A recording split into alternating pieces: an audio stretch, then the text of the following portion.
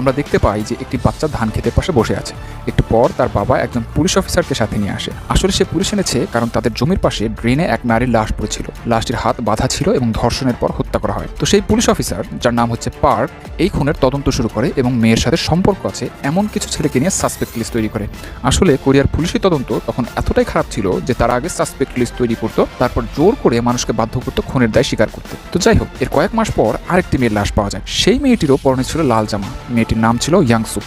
এই মেয়েটিরও হাত বাঁধা ছিল এবং খুনি তাকে রেপ করে হত্যা করার পর লাশ একটি পরিত্যক্ত জমিতে ফেলে রেখে যায়। এরপর পার্ক ও তার দলবল সবাই সেখানে উপস্থিত হয় তদন্ত করার জন্য। পার্ক অনেক চেষ্টা করছিল খুনের এভিডেন্সগুলো ঠিক রাখার, কিন্তু এখানে একটি বিষয় লক্ষণীয় যে ক্রাইম সিনের কোনো বাউন্ডারি দেওয়া হয়নি এবং বাচ্চারা ক্রাইম সিনে অবাধে চলাফেরা করছে এবং তথ্য প্রমাণ নষ্ট করছে। পার্ক রাস্তার পাশে একটি ফুটপ্রিন্ট দেখতে পায় এবং অন্য পুলিশকে বলে ফুটপ্রিন্টটি দেখে রাখতে, কিন্তু কিছুক্ষণ পরই একটি ট্রাক সেই ফুটপ্রিন্টও নষ্ট করে দেয়। পুরো ক্রাইম সিন যাচ্ছে তাই অবস্থায় দেখা যায়। এটি দেখেই আমরা বুঝতে পারি যে কোরিয়ার তৎকালীন বিচার ব্যবস্থা কতটা বেহাল দশা ছিল। এরপর পার্ক অফিসে আসে দুপুরের খাবার খেতে। সে খাওয়ার সময় সন্দেহভাজন লোকগুলো রেকর্ড করছিল। তখন তার সাথে থাকা অফিসার তাকে বলে, খাওয়ার সময় এসব কিভাবে দেখো? পার্ক তখন বলে, এভাবে দেখতে দেখতেই এক সময় এই কেস সলভ করে ফেলবো। আমি মানুষের চোখ দেখলেই চিনতে পারি। এরপর পার্ক তার গার্লফ্রেন্ডের বাসায় যায়, যে কিনা একজন নার্স। পার্ক তার গার্লফ্রেন্ডের সাথে গল্প করার সময় তার গার্লফ্রেন্ড তাকে জানায় পাহাড়ের উপর এক মানসিক ভারসাম্যহীন ছেলে থাকে। ছেলেটির নাম কোয়াংহো। এই ছেলেটি হিয়াংসুককে হত্যার আগে তার পিছু নিয়েছিল।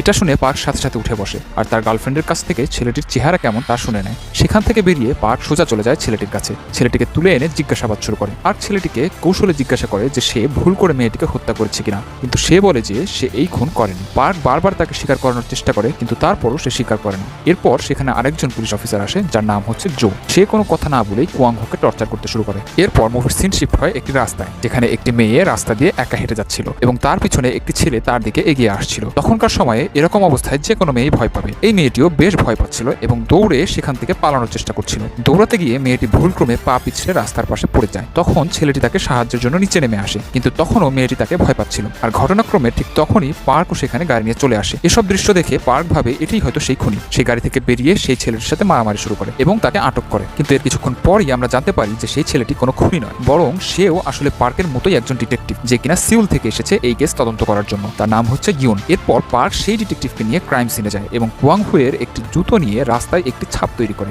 আসলে সে এটা করেছিল কোয়াংহুকে খুনি প্রমাণ করার জন্য। কোনো রকম তদন্ত ছাড়াই শুধুমাত্র নিজের বিশ্বাসের কারণে সে এমনটি করে। এরপর পার্ক অফিসে আসে এবং কোয়াংহুকে বলে যে ক্রাইম সিনে তোমার পায়ের জুতোর ফুটপ্রিন্ট পাওয়া গেছে, তুমি খুন করেছো তাই না? কিন্তু কোয়াংহু তবুও স্বীকার করে না। এরপর পার্ক এবং বাকি অফিসাররা কোয়াংহুকে সাথে নিয়ে একটি জঙ্গলে যায় ভয় দেখানোর জন্য। পার্ক তখন তাকে কৌশলে জিজ্ঞাসা করে যে তোমার চেহারা তো খারাপ, তোমাকে দেখলেই মেয়েরা দূরে সরে যায় তাই না? কোয়াংহু বলে, হ্যাঁ, এসব আমার খুবই খারাপ লাগে। পার্ক তখন বলে, ওরা তোমাকে দেখলেই নাক ছিটকায়, এসব তোমার ভালো লাগে না, এই জন্যই তুমি ওদের মেরে ফেলেছো তাই না? কোয়াংহু তখন কোনো কিছু না বুঝেই বলতে শুরু করে যে আমাকে দেখে যারা নাক ছিটকায় তাদেরকে আমি মনে রেখেছি, কাউকে ছাড়বো না। এসব কথা পার্ক টেপ রেকর্ডার দিয়ে রেকর্ড করতে থাকে। আর তখন কোয়াংহু সেই মেয়েটির হত্যা এবং রেপের বর্ণনা দিতে শুরু করে। সে বলে মেয়েটিকে গলা বেঁধে হত্যা করা হয়েছে এবং রেপ করা হয়েছে। রেপ করার পর আবার তাকে ড্রেস পরিয়ে দেওয়া হয়েছে। তখন পার্ক তাকে জিজ্ঞাসা করে যে রেপ করার পর আবার কেন ড্রেস পরিয়ে দেওয়া হলো? কোয়াংহু বলে, তা আমি কিভাবে জানবো? তখনই পার্ক রেগে গিয়ে কোয়াংহুকে জোরে লাথি মারে আর বলে, জানোয়ার, এরপর কি করছিস বল? কোয়াংহু কাঁদতে শুরু করে আর বলে, আমি কিছু জানি না। তখন বৃষ্টি হচ্ছিল। পার্ক তাকে আরো মারতে থাকে এবং তাকে জোর করে বাধ্য করে স্বীকার করতে। এসব দেখে ইউন সেখান থেকে কোনো কথা না বলেই চলে যায়। আসলে ইউন বিশ্বাস করে এই খুন কোয়াংহু করেনি, বরং অন্য কেউ করেছে।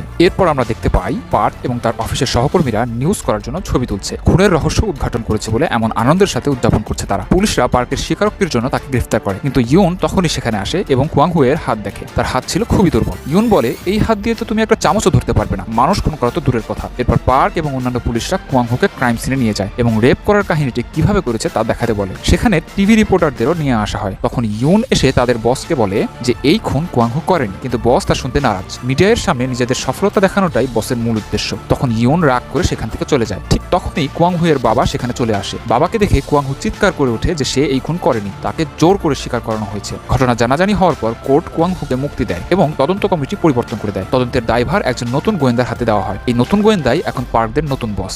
এরপর আমরা দেখি পার্ক সেই দুইটি খুনের বিস্তারিত তথ্য প্রমাণ নতুন বসকে বুঝিয়ে দিচ্ছে। তখন বস পার্ককে বলে তাকে ক্রাইম সিনে নিয়ে যেতে। ক্রাইম সিনে গিয়ে বস জিজ্ঞাসা করে যে এই দুই মেয়ের মধ্যে কোনো মিল ছিল কিনা। তখন ইউন বলে যে মেয়েগুলোকে বৃষ্টির সময় রাতে খুন করা হয়েছে এবং তাদের সবার জামার রং ছিল লাল। তখন বস জিজ্ঞাসা করে যে দুইজনই লাল জামা পরেছিল। তখন ইউন বলে দুইজন না, তিনজন। এটা শুনে সবাই অবাক হয়ে যায়। সবাই জিজ্ঞাসা করে আরেকটি খুন হয়েছে? তখন ইউন বলে হ্যাঁ, খুন হয়েছে, কিন্তু লাশ এখনো খুঁজে পাওয়া যায়নি। 2 মাস আগে লাল জামা পরা আরেকটি মেয়ে গুম হয়ে গিয়েছিল এবং সে যেদিন গুম হয়েছিল সেদিনও বৃষ্টি নামছিল। এরপর ইউন তার বসকে বলে তাকে যেন 2 প্লাটুন পুলিশ দেওয়া হয়। সে এই মেয়ের লাশ খুঁজে বের করবে। বস তার কথা মতো 2 প্লাটুন পুলিশের ব্যবস্থা করে। এরপর আমরা দেখি ইউন পুলিশদের সহায়তা নিয়ে সেই মেয়েটির লাশ খুঁজে বের করে। এরপর ফরেন্সিক অফিসার বলেন সেই মেয়েটিকেও রেপ করা হয়েছিল এবং সেখানে কয়েক ফোঁটা বীর্যও পাওয়া গেছে, কিন্তু সেটি বেশ পুরনো হয়ে যাওয়ায় খুনির সাথে ম্যাচ করা কঠিন হয়ে যাবে। তবে এখানে বেশ কয়েকটি জিনিস স্পষ্ট হয়ে যায়। খুনি সবগুলো মেয়েকে একই কায়দায় খুন করে এবং খুন করার পর মেয়েদের অন্তর্বাস তাদের মাথায় পরিয়ে দেয়। খুনি নিঃসন্দেহে বেশ প্রফেশনাল। পার্কের টিম এখন পর্যন্ত কোনো প্রত্যক্ষদর্শীও পায়নি, শুধুমাত্র কুয়াংহু ছাড়া। এরপর পার্ক ও তার সহকর্মীরা সবাই কুয়াংহু এর বাসায় যায়। পার্ক কুয়াংহুকে একটি নতুন জুতা গিফট করে তাকে খুশি করার জন্য, কিন্তু কুয়াংহু সেখান থেকে রাগ করে চলে যায়। যাওয়ার সময় অবশ্য নতুন জুতোটা সে নিয়েই যায়। তখন ইউন তার বসকে বলে এই ছেলেটি আসল খুনের চেয়ে একেবারেই উল্টো স্বভাবের, এভাবে যাকে তাকে সন্দেহ করলে সময় নষ্ট ছাড়া আর কিছুই হবে না। এতে পার্ক বেশ রেগে যায়। পার্ক তাকে বলে এটা কোরিয়া, আমাদের ছোট্ট দেশে ক্রিমিনাল ধরতে খুব বেশি বুদ্ধি লাগে না, একটু খোঁজাখুঁজি করলেই ক্রিমিনাল ধরে ফেলা যায়। এরপর তাদের বস তাদের ঝগড়া থামিয়ে তাদের বলে এই খুনি নেক্সট যেদিন বৃষ্টি হবে সেদিনই খুন করবে। এই খুনিকে তাদের আটকাতেই হবে এবং এরপর যদি তারা দুজন আর কোনোদিন ঝগড়া করে তাহলে বস তাদের দুজনকেই মেরে ফেলবে। বসের ঝাড়ি খেয়ে তারা দুজনই শান্ত হয়ে যায়। এরপর মুভির সিন শিফট হয় একটি বৃষ্টিময় দিনে। সেদিন বৃষ্টির মধ্যে পার্ক ও তার টিম লাল জামা পরা একটি মেয়েকে রাস্তায় ছেড়ে দেয়। ইউন দূর থেকে মেয়েটির উপর লক্ষ্য রাখছিল যেন তার কোনো ক্ষতি না হয়। আসলে এটি ছিল খুনিকে ধরার জন্য একটি ফাঁদ। ঠিক একই দিনে অন্য জায়গায় অন্য একটি মেয়েও বৃষ্টির মধ্যে ছাতা নিয়ে এগিয়ে যাচ্ছিল, কিন্তু তার গায়ের জামার রং লাল ছিল না। এজন্য সে খানিকটা নিশ্চিন্ত ছিল, কারণ খুনি শুধু লাল জামা পরা মেয়েদেরই খুন করছিল। এমন সময় সে দূর থেকে একটি শীষ বাজানোর আওয়াজ শুনতে পায়। এতে সে বেশ ভয় পেয়ে যায়। টর্চ দিয়ে সে ভয়ে ভয়ে এদিক ওদিক দেখতে শুরু করে। এরপর আবারও শীষ বাজানো শুরু হলে সে দৌড়ে পালানোর চেষ্টা করে, কিন্তু শেষ রক্ষা আর হয় না। খুনি ঠিক তার সামনেই এসে পড়ে। পরের দিন আবারও আরেকটি লাশ পাওয়া গেল জমির ধারে। পার্ক ও তার টিম আসে ক্রাইম সিনে। ক্রাইম সিনের পাশেই একটি বিরাট ফ্যাক্টরি। যাই হোক, কোনো ফিঙ্গারপ্রিন্ট বা কোনো এভিডেন্স তারা পায়নি, আর বৃষ্টির জন্য পায়ের ছাপগুলোও নষ্ট হয়ে যায়। তবে তাদের অফিসের এক মেয়ে তাদেরকে একটি গুরুত্বপূর্ণ তথ্য জানায়। সেটি হচ্ছে যেই দিনগুলোতে হত্যাকাণ্ড হয়েছে সেই দিনগুলোতে রেডিওতে একই গান বাজানো হয়েছে। কোনো এক ব্যক্তি রেডিও স্টেশনে চিঠি লেখেন এবং বলেন বৃষ্টি নামলে যেন স্যাড লেটার নামের গানটি বাজানো হয়। তখন ইন্সপেক্টর ইউন জিজ্ঞাসা করে যে গতকালও গানটি বাজানো হয়েছিল কিনা। মেয়েটি জানায় যে সে নিজে সেই গানটি শুনেছে। এরপর ইন্সপেক্টর ইউন রেডিও স্টেশনে যায় সেই চিঠিটি খুঁজতে। চিঠির গায়ে কোনো ফিঙ্গারপ্রিন্ট আছে কিনা, নাম, ঠিকানা এসব জানাই তার মূল উদ্দেশ্য, কিন্তু শেষমেশ তা আর পায়নি, কারণ অফিসে এত সব চিঠির মধ্যে তা হারিয়ে গেছে। পরের সিনে পার্কের গার্লফ্রেন্ড তাকে বলে সেই এলাকায় এক জ্যোতিষী আছে, সে তাকে খুনির নাম বলে দিতে পারবে হয়তো। এটা শুনে পার্ক সেই জ্যোতিষীর কাছে যায়। জ্যোতিষী তাকে এক বিশেষ পানি দিয়ে বলে ক্রাইম সিনের মাটি এই পানিতে মিশালে সেখানে খুনির চেহারা ভেসে উঠবে। পার্ক জ্যোতিষীর কথা মতো ক্রাইম সিনে যায়, কিন্তু কাজ শেষ হওয়ার আগেই দেখে কেউ একজন ক্রাইম সিনের দিকে এগিয়ে আসছে। তা দেখে পার্ক ও তার সহকর্মী লুকিয়ে পড়ে। কিছুক্ষণ পর তারা বুঝতে পারে লোকটি আসলে ইন্সপেক্টর ইউন। ইন্সপেক্টর ইউন সেখানে সিগারেট খেতে খেতে কেসটি নিয়ে ভাবছিলেন। সিগারেট শেষ হওয়ার আগে ইউন দেখে আরো কেউ একজন সেদিকে এগিয়ে আসছে। তা দেখে ইউনও পাশেই জঙ্গলে লুকিয়ে পড়ে। এরপর সেখানে যে মানুষটা আসে তার হাতে ছোট্ট একটি টর্চ ছিল। লোকটি তখন তার প্যান্টের মধ্যে থেকে মেয়েদের একটি অন্তর্বাস বের করে এবং ক্রাইম সিনেই তা ফেলে বিকৃত মানুষদের মতো মাস্টারবেট করতে থাকে। এ সময় পার্কের সহকর্মী ভুল করে একটি পাতার উপর পা দিয়ে ফেলে। পাতার শব্দ শুনে লোকটি টর্চ ফেলে দৌড়ে পালানো শুরু করে। তখনই পার্ক, ইউন এবং জো সবাই মিলে লোকটিকে ধাওয়া করতে থাকে। বেশ অনেকক্ষণ ধাওয়া করার পর তারা দেখে লোকটি একটি ফ্যাক্টরিতে ঢুকছে, যেখানে সবাই লোকটির মতোই কালো রঙের ড্রেস পরেছিল। আসলে লোকটি ছিল এই ফ্যাক্টরিতে কাজ করা কর্মচারীদের মধ্যে একজন। সবাই একই রকম ড্রেস পরলেও পার্ক ঠিকই চিনে ফেলে লোকটিকে। এরপর লোকটিকে তুলে এনে জিজ্ঞাসাবাদ করে জানা যায় যে সে আসলে একটি পারভার্ট। বাড়িতে তার স্ত্রী বেশ অসুস্থ। সে বলে সে এই খুন করেনি, কিন্তু পার্কও এত সহজে ছেড়ে দেওয়ার পাত্র নয়। পার্ক আর জো তাকে টর্চার করে স্বীকারোক্তি নেয় যে সেই এই খুনটি করেছে, কিন্তু ইন্সপেক্টর ইউন তখনও বিশ্বাস করেনি যে এই লোকটি খুন। এরপর ইন্সপেক্টর ইউন সেখানে একটি স্কুলে যায় খুনের ব্যাপারে জিজ্ঞাসাবাদের জন্য। স্কুলের মেয়েদের মধ্যে একটি গল্প প্রচলিত ছিল। গল্পটি হচ্ছে স্কুলের পিছনে একটি আউট হাউসে একজন পাগল মহিলা কান্নাকাটি করে, যাকে সেই খুনি খুন করতে চেয়েছিল। ইন্সপেক্টর ইউন একটি ছোট মেয়েকে জিজ্ঞাসা করে যে এই গল্পটি সে কার কাছে প্রথম শুনেছে। মেয়েটির কোমরে কেটে গিয়েছিল বলে ইউন তাকে একটি ব্যান্ডেজ লাগিয়ে দেয়। মেয়েটি তাকে বলে এই গল্প তার লোক মুখে শোনা, কোনো নির্দিষ্ট কারো কাছে শোনেনি। এরপর ইউন নিজেই সেই আউট হাউসে যায়, কিন্তু সেখানে গিয়ে হুট করেই একজন মহিলার সামনে পড়ে। মহিলাটি ইউনকে বেশ বকা দেয়, কারণ সে শুধুমাত্র বাচ্চাদের কথার উপর ভিত্তি করে সেখানে এসেছে।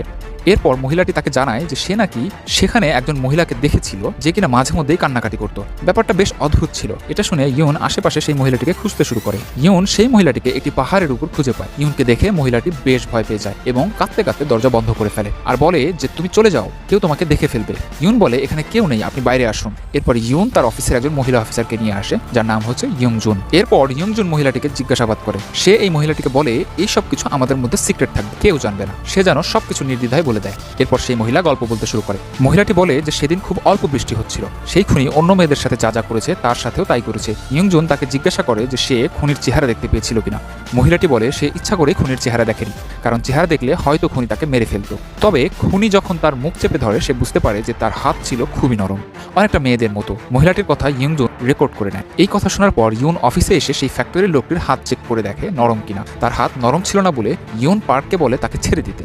কারণ সে খুন করেনি। কিন্তু ইউনের কথা শুনে পার্ক রেগে যায় এবং ইউনের সাথে হাতাহাতি শুরু করে। তাদের বস চেষ্টা করেও তাদের থামাতে পারছিল না। আর ঠিক তখনই ইয়ংজুন চিৎকার করে ওঠে এবং রেডিও চালু করে দেয়। রেডিওতে সেই খুনির প্রিয় গানটি বাজছে। ইউন জানালা খুলে দেখে বাইরে হালকা বৃষ্টি হচ্ছে। তারা বুঝতে পারে যে আজ রাতে খুন হবে। তখন ইউন রেডিওতে ফোন করে খুনির চিঠির উপরে নাম ও ঠিকানা জানতে চায়, কিন্তু রেডিও অফিস তা দিতে পারে না। এদিকে বস পুলিশের সাহায্য চাইলেও তারা জানায় যে শহরে কোনো পুলিশই ফাঁকা নেই, সবাই অন্য শহরে আন্দোলন থামাতে গেছে। অনেক চেষ্টা করেও তারা এই খুন থামাতে পারে না। পরের দিন সকালে কোনো এক রাস্তার পাশে আরেকটি মেয়ের লাশ পাওয়া যায়। এই মেয়েটিরও হাত বাঁধা ছিল এবং রেপ করার পর একইভাবে হত্যা করা হয়। মেয়েটির নাম আন মিসুং, বয়স 28 বছর। খুনের সময় আনুমানিক সন্ধ্যা 7:30 থেকে 8টা।